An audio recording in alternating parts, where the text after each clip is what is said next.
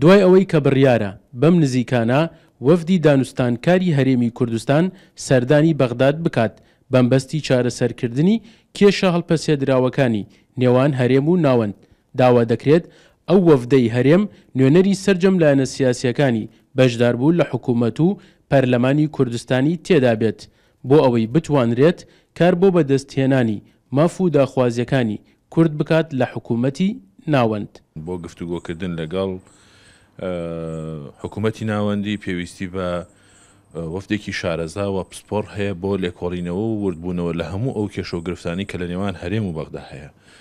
ئەمان نقطەیەکە. نقطەی دووهەم گرنگە حکوومەتی هەرێمی کوردستان بە ڕەچاوکردنی پێکاتە سیاسیەکان لە هەرێمی کوردستان و لایەنە سیاسیەکان لە هەرێمی کوردستان ڕاوەرگرتنی تەواوی لایەنە سیاسیەکانی هەرێمی کوردستان کار لەسەر وەفتی مفاوەز بکە بۆ بەغدا بۆ توێژکردن لەگەڵ حکوومەتی ناوەندی، چونکە ئارا و ڕای جیاواز هەیە بۆی سبەین ئێمە ئەچینە پەرلەمان، ئەچینە هەڵبژاردنێکی تازە لە عێراق بە پەرتەوازەی بە ناڕێکی نەچینە ناو ئەو پرۆسەیە.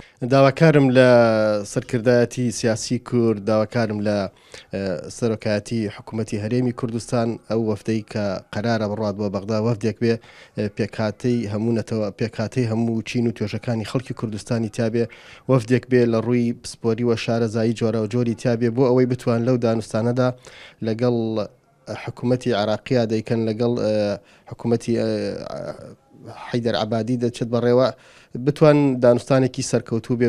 چاودێرانی سیاسی لە گەرمیان دەڵێن لە ماوەی ڕابردوودا ژمارەیەک وەفدی سیاسی و حکومی لە هەرێمی کوردستان سەردانی بەغدادیان کردووە، بەڵام بێ ئەنجام بووە. ئەمەش وەکارەکەی دەگەڕێتەوە بۆ نەبوونی کۆدەنگی نێوان لایەنە سیاسیەکان و بەشداری نەکردنیان لە وەفدانەی کە سەردانی بەغداد دەکەن.